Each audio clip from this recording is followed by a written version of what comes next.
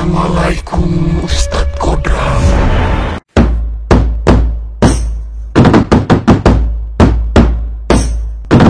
Uhuy. Uhuy. Hai. Welcome to film kita review suka kita. Yeay. Halo. Oke, kita bahas film paling paling hot sekali ya di X-X1. Dan sebenarnya tuh udah dari 1 bulan sebelumnya tuh kita udah berharap menunggu film ini tayang dari beberapa video dari beberapa film hantu yang tayang. Kayaknya ini yang kita tunggu-tunggu sebenarnya. Nah, betul gitu. Film apa? Film Kodrat. Sinopsisnya adalah sesuai dengan judulnya ya, ada seseorang yang bernama Kodrat, Pak Ustadz ya, Ustadz Kodrat, betul. Dia adalah ahli ruqyah sebenarnya, tapi mengalami sebuah kegagalan untuk meruqyah, yaitu anaknya sendiri. La haula wala quwwata illa billah. Akibatnya itu membuat dia depresi dan traumatik ya. Dan akhirnya kehilangan kekuatan sepertinya ya. Kehilangan kekuatan dan dia balik lagi ke pesantren dia di awal ya, yang buat mencari jawabannya kegundahan. Dan di situ baru kejadian ternyata ada kejadian janggal yang terjadi di sana ya. Saat dia sampai kampungnya, ternyata kampungnya malah jadi kacau. Seperti itu. Iya, 3 tahun ya. 3 tahun sebelumnya. Karena kalau misalnya kita coba nonton trialnya, nggak kebayang sih gitu. Kirain tuh kayak Kodrat ini datang ke A, datang ke B untuk mengobatin orang-orang yang kesurupan. Gue pikir seperti itu gitu. Iya. Tapi rupanya pas gue nonton, rupanya berbeda ya. Gitu. Dia cuma kayak menyelesaikan masalahnya sama satu iblis ini kan.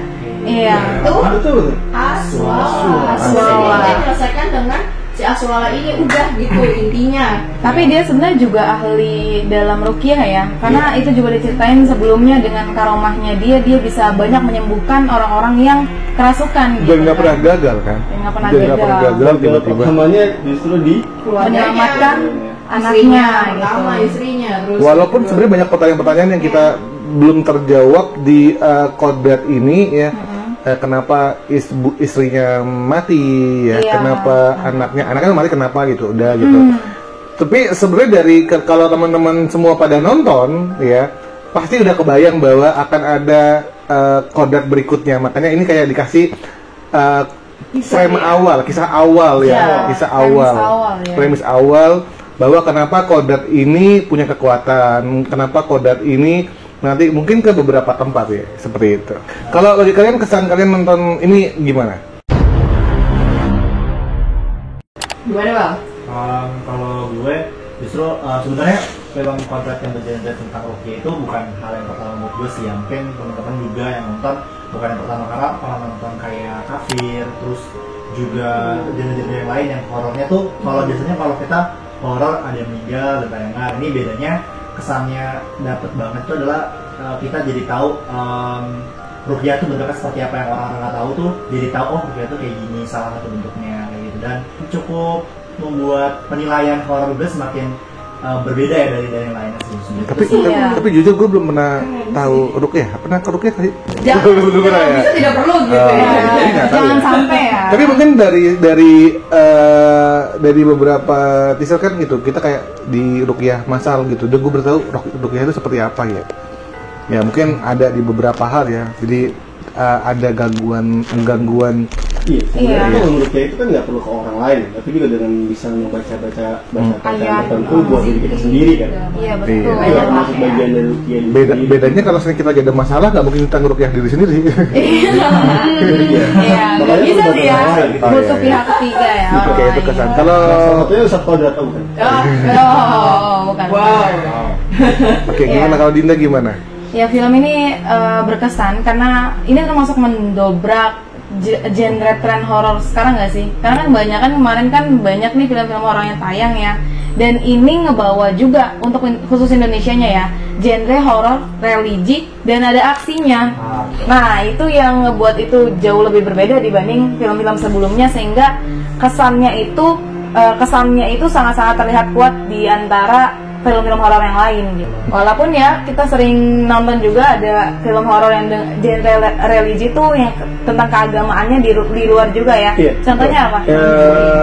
Conjuring juga. Mungkin kalau yang pernah nonton film yang Falak ya. Iya, itu juga ada Nun. Ada dua pendeta Tadi gitu datang. Exorcism dengan kayak kerasukan iblis kan tangan kita kayak badan kita ngikutin. Tapi gerak jujur dia. gue tertarik karena selama ini kayaknya genre-genre horor yang membasmi iblis itu hanya di beta gitu ya. Ya, kalaupun seandainya kemarin kita nonton film Pengabdi Setan 2 juga mati juga cepet kan. Iya, gitu. Ustadznya tiba-tiba di 2 film mati semua ya. Makanya permisi nih Ustadz Kodot lewat gitu. Ustadz Kodrat gitu. Mereka lewat nih. Nanti jangan-jangan plot twistnya Ustadz Kodrat nemuin si itu lagi kakaknya. Membantu menyelamatkan gitu. Tapi sebenarnya kalau itu kan gue kesan gue, tapi ada beberapa pertanyaan di kepala gue sih. Tapi kalau kesan gue tadi juga bahwa ini baru pertama kali ngelihat ada ustadz yang wow banget gitu dengan bisa mengalahkan iblis gitu. Iblis hitungannya ya, bukan iblis aswala. Karena selama ini kan tahunya kan genre kita adalah horor ya, gitu, horor hantu gitu. Tapi sekarang kayaknya bukan lebih sadis daripada itu, yaitu adalah iblis gitu. Jadi di atas hantu tuh ada iblis gitu. Jadi itu tingkatannya lebih tinggi ya. Dan kerennya ada actionnya. Gue ngebayang bahwa ini film ini tuh akan seperti kayak akan ada bukan dia kalah, bukan hanya nanti actionnya cuma ngelawan iblis, tapi action ngelawan penjahat yang lain. Itu kayak keren ya. Gue kebayang seperti itu nanti. Ini bagian part komedinya juga ada kok, tenang. Enggak lah. Tapi sedikit banget, tapi banget sedikit banget, cuma kayak lu dari awal udah. Tapi ini serius loh. Ikonik kan. Enggak lah.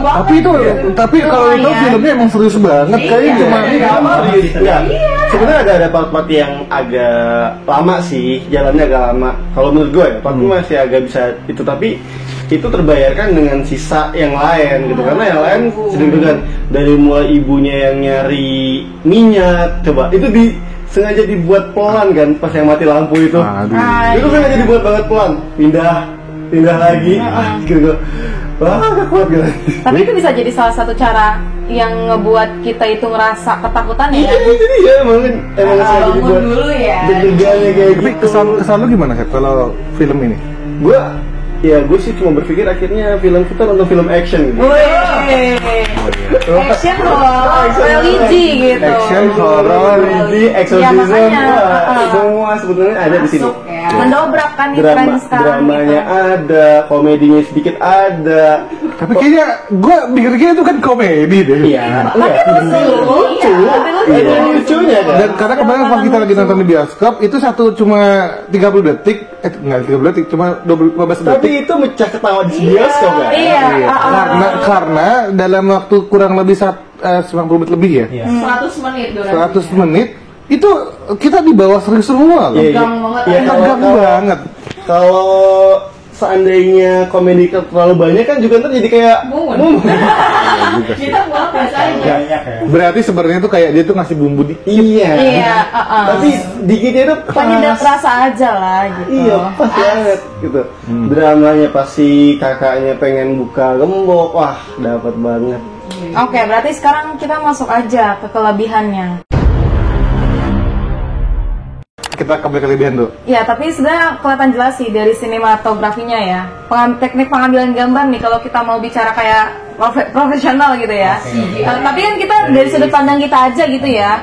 Yang dibuka dengan adegan apa tuh awal tuh ya? Oh itu kalau adegan kesurupan itu bener-bener keren banget gak sih sudut pandangnya? Kita dibawa kayak sut gitu. Jadi kita ngerasain banget jadi buat yang move kameranya gitu. Iya, jadi move kameranya itu benar-benar kerasa banget. Iya, Dia juga memakai kayak make upnya. Jadi kayak kan kalau misalkan kayak film-film lain tuh kalau misalkan kesurupan itu nggak ada kulit aja gitu tambah belasan segala macam, itu benar-benar kayak real banget, real banget. Kayak Kita membayangkan terlihat bahwa ini sosok dimasukin setan, iblis gitu. Enggak, Iya. sebenarnya menurut gue ini maju banget sih. Iya. Karena udah kayak film-film, ya udah nggak kalah sama film-film luar. Udah Kan kalah. Kalau film orang kesurupan kan, ya nggak sih? Kalau film-film horor biasa kesurupan dia gitu doang kan gitu. Ini orang Efeknya banyak merah, tuh, berasa. ininya hitam, ininya.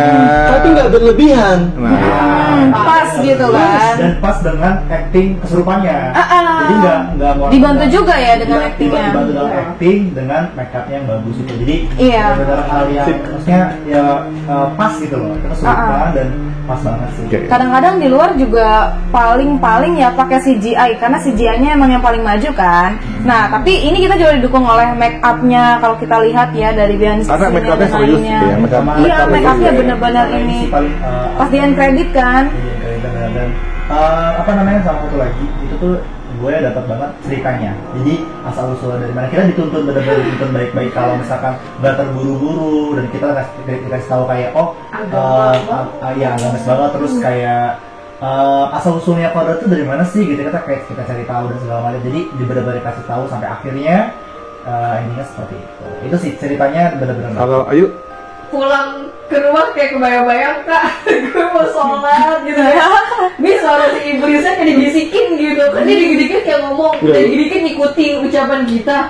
Gue kira kebayang dibonceng sama kodrat ya. Oh. Fair. Nah, itu salah satu kelebihan gak sih? Kita kan kayak ngeliat hero gitu di situ kan si Kita kodratnya. ngeliat hero. Jadi tuh sutradaranya tuh ngebuat kalau si kodratnya ini kayak like superhero yang nolongin yang lain gitu loh. Jadi betul. ya, jadi kan kayak ada horor, terus ada religinya. Lalu dia nih ada hero-nya nih di tengah-tengah nih. Itu ya kayak Dan kita ngeliat dia tuh kayak apa gitu ya. Ustadz kodrat tapi maksud tampilannya bukan kayak ustadz. Iya, Ustadz betul.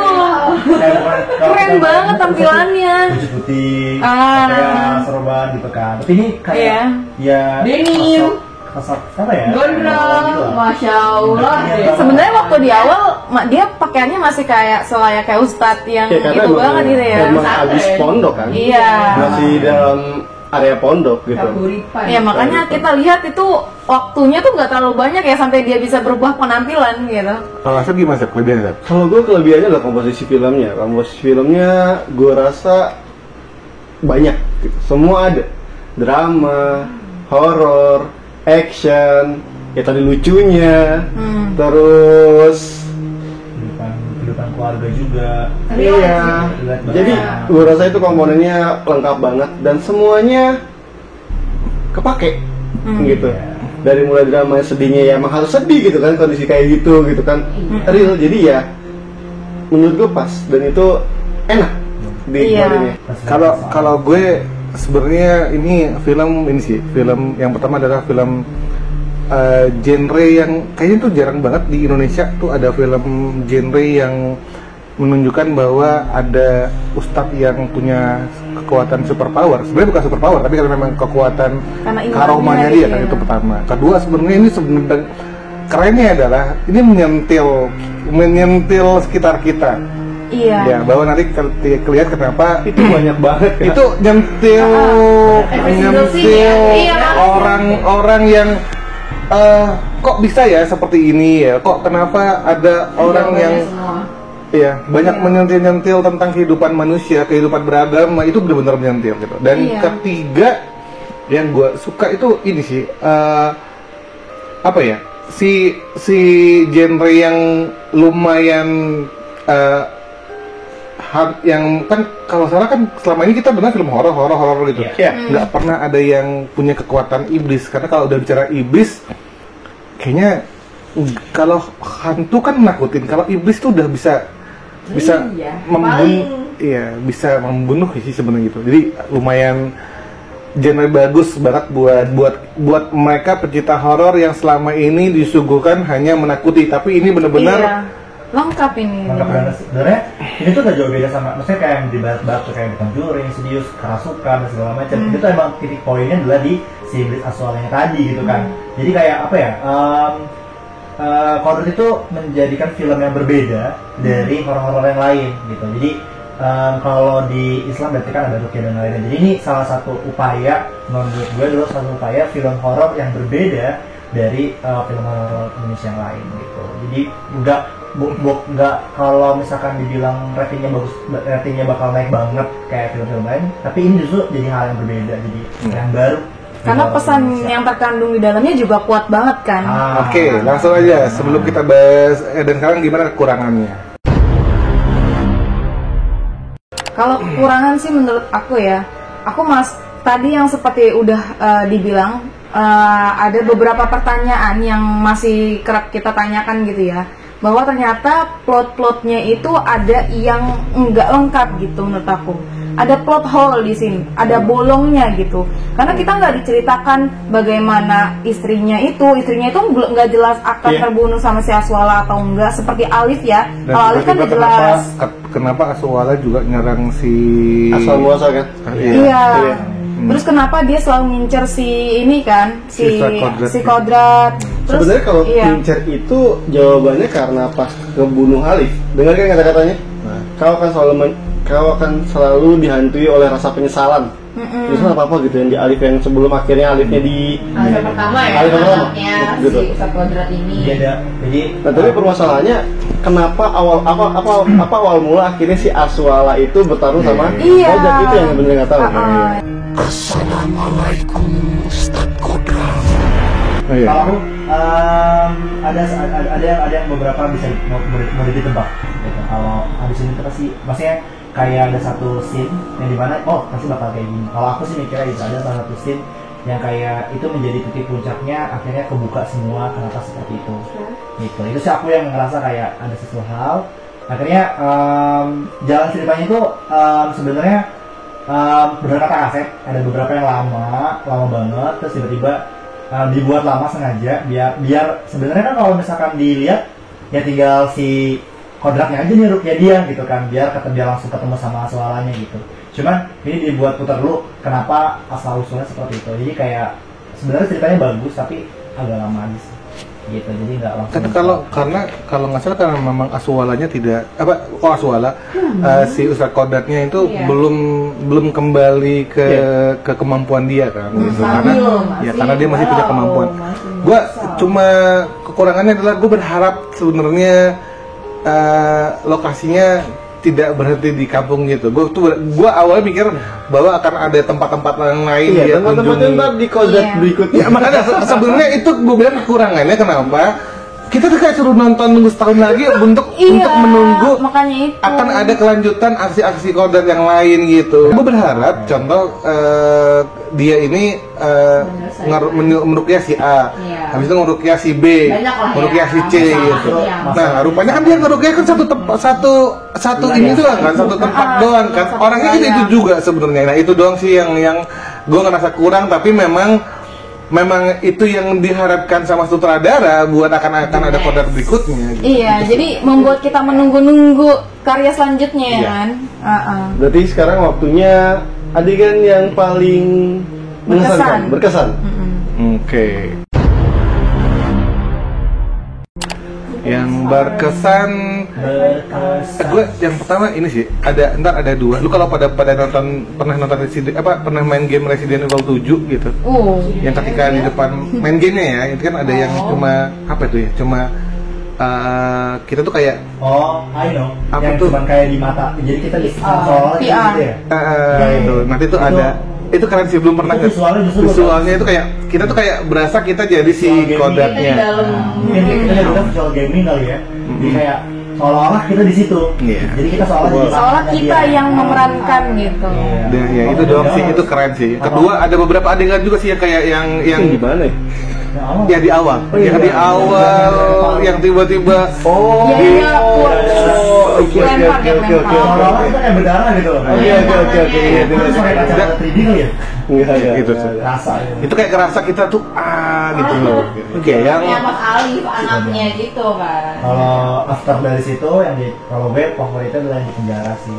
Yang di penjara langsung ditarik mungkin itu bener-bener itu nggak kepikiran kalau disiksa itu gitu ya hukumannya. Iya, dia bakal ternyata ada satu hal yang kayak dia tiba-tiba ditarik langsung bunuh diri dan akhirnya iya ya, mati ya. Itu kan nah itu make upnya keren banget sih si tahan apa Sipilnya motornya ya. kayak Si penjaganya sipilnya, Penjaga. iya. itu keren. Itu salah satu adegan. Gimana yang lain? Salah satu scene yang menurut gua keren sebenarnya bukan scene panjang sih, cuma kata-kata doang. Salah satu kata-kata yang buat gua keren adalah ketika si Jafar ketemu si Kodrat tadi bukan pertama. Ketika si Jafar pengen ngambil alih. Jafar kan nanya, Oh. coba pikirkan lagi, lu pengen bantu Alif karena apa? Oh iya, keren ya. Itu kan akhirnya ngebuat dia sadar kan. Tadinya dia menggebu-gebu pengen menyelesaikan Balas dengan dendam. Aswara, balas dendam, akhirnya dia kontrol lagi. Oh iya.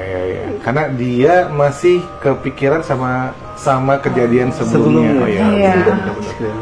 Oh Iya. langsung pikir Kalau Dinda, Ya kan? Kalau aku masih masuk ke dalam bagian trailer sih ya. Jadi adegan waktu si iblis aswalanya ini ngucap Assalamualaikum Ustaz Kodrat. Assalamualaikum Ustaz Kodrat. Itu sih yang kayak itu kayak ini, gitu. kayak Kayak kalau misalkan iman kita nggak kuat, kita bisa mikir kayak kok dia aja bisa gitu ngucapin itu. Apakah ini sudah tidak kata-kata ini sudah nggak bermanfaat untuk mengusir mereka gitu.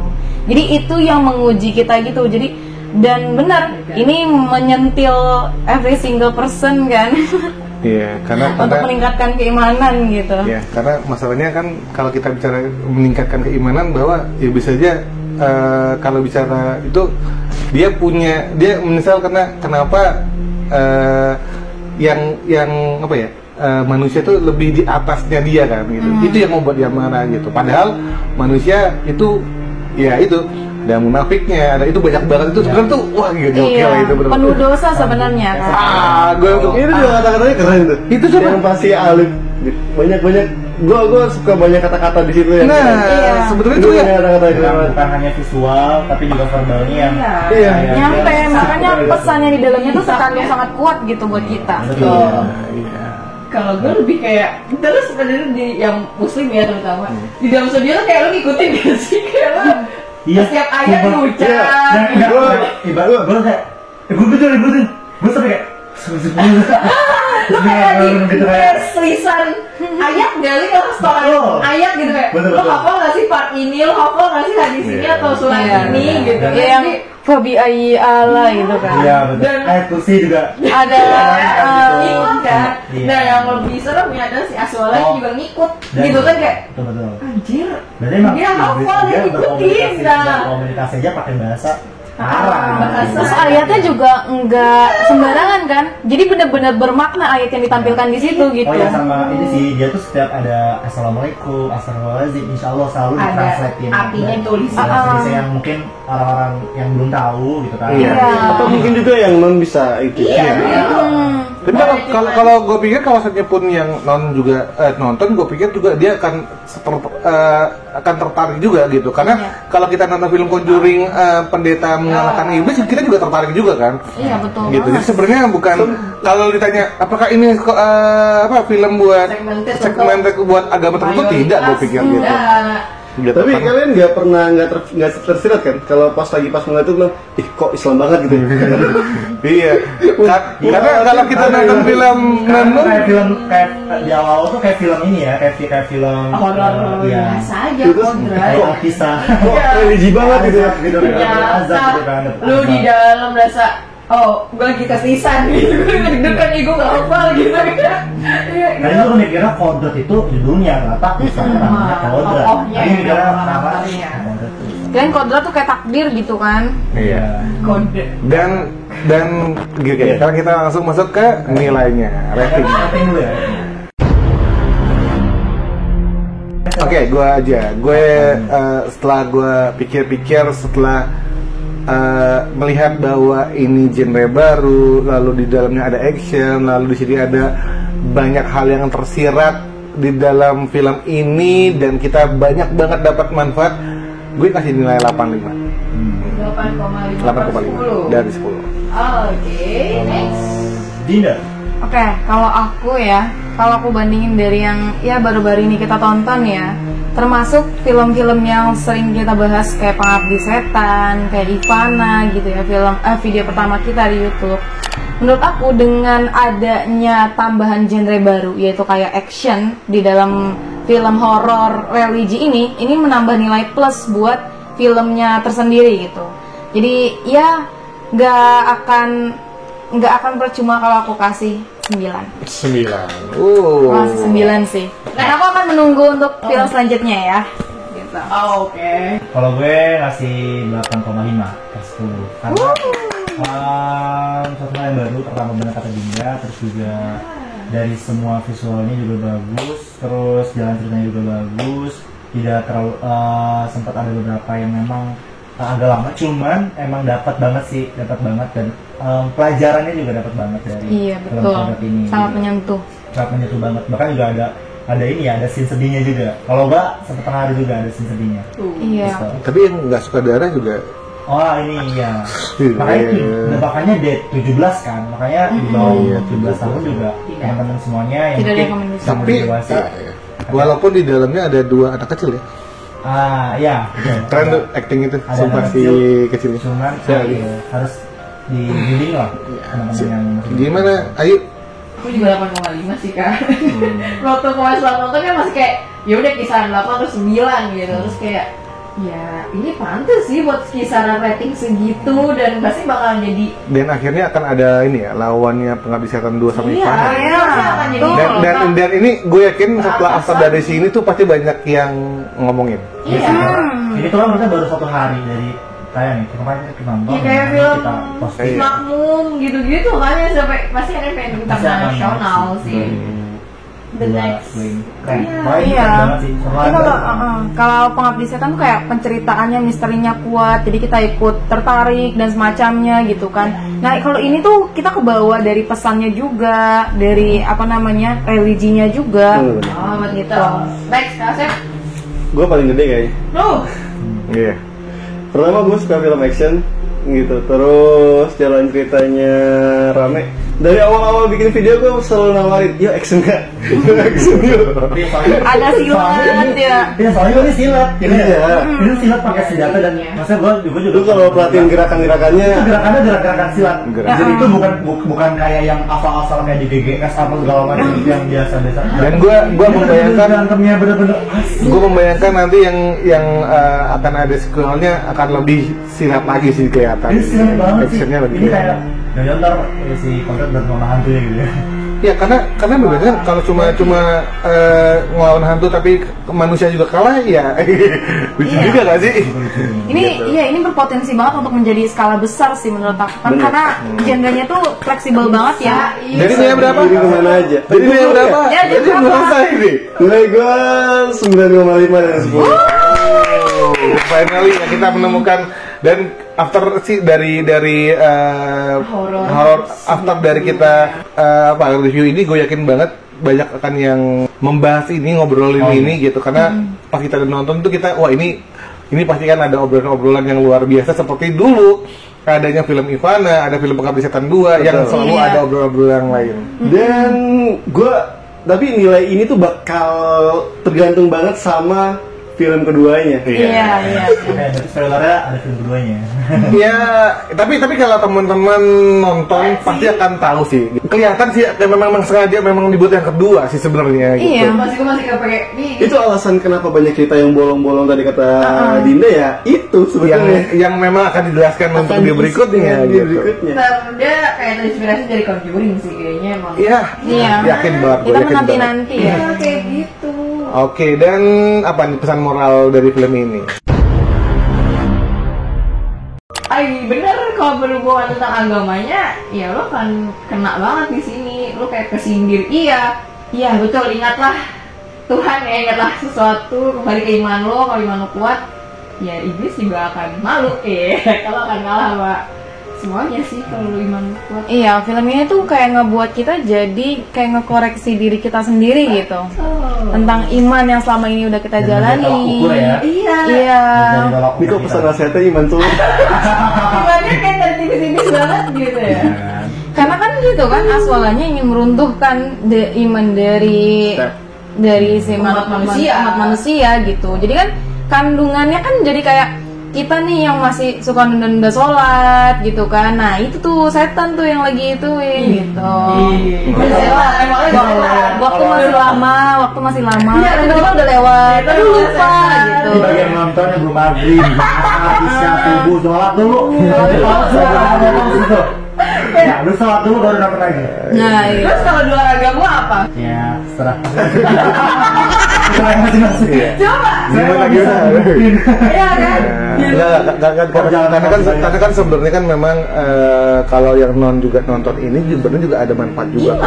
Iya. Karena setiap gue yakin setiap di agama itu punya permasalahan sendiri kan sebenarnya kan yang dilihat itu adalah keyakinannya mereka kan. Tuh, keyakinan akan agamanya, keyakinan akan pada Tuhan. Nah, sebenarnya di sini pesan moral adalah lu seberapa yakin sama Tuhan lu gitu. Lu seberapa yakin sama agama lu.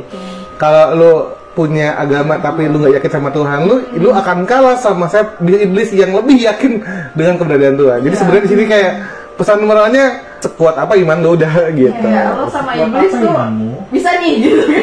Iya. Iblis juga bisa kayak masuk gitu. Sebenarnya pesan yang kalau gue tanggap itu ya pertama itu adalah ya tauhid. Iya. Tauhid itu adalah dasar dari agama. Karena kalau tauhid lu kuat ya segala macam hal hilang. Pondasi ya, Pengen balas dendam. Kalau ingat lagi tauhid itu harus nggak bisa balas dendam. Iya. Pengen curang sama orang juga nggak bisa curang gitu kan. Jadi Bahkan mempertanyakan diri kita seperti apa saja itu sama aja mempertanyakan bahwa takdirnya Tuhan kepada kita itu kan itu tipis banget. ya, makanya yang paling fondasi dasar adalah Tapi tauhid. gue harus kasih spoiler, gue kasih satu adegan gue lupa tadi mau ngomong. Nih jujur, gue kemarin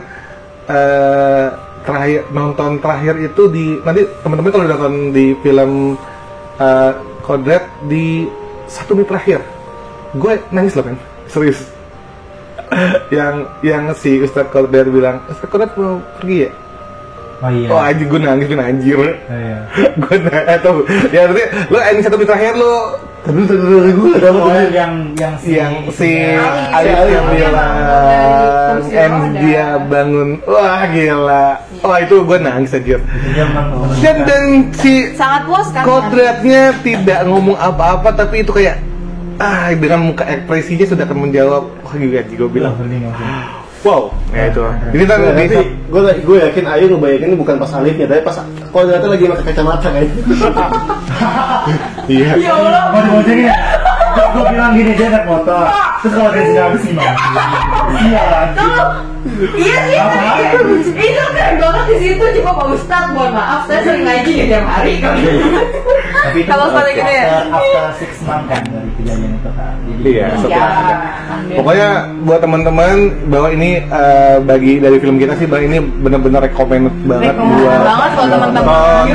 Setelah udah pada nonton ini, mendingan pada nonton aja karena biar yang kita bahas ini memang sesuai dengan ekspektasi teman-teman gitu. Jadi kalau kita cuma nonton cuma sekedar alur cerita filmnya kayaknya nggak menarik deh. Karena ini kalau udah angka-angka di atas 8,5 9 berarti ini wow banget filmnya. Lumayan bagus. Pokoknya the best banget buat ditonton ya. Buat sutradaranya Charles Ghazali keren banget sama filmnya buat teman-teman. Sebastian juga dan istrinya. Marsha Timothy, Zrandi Pangalia dan semuanya pokoknya. Oke deh, sip. Keren banget filmnya dan jangan lupa nonton video-video film kita lainnya dan jangan lupa Like, comment, and subscribe.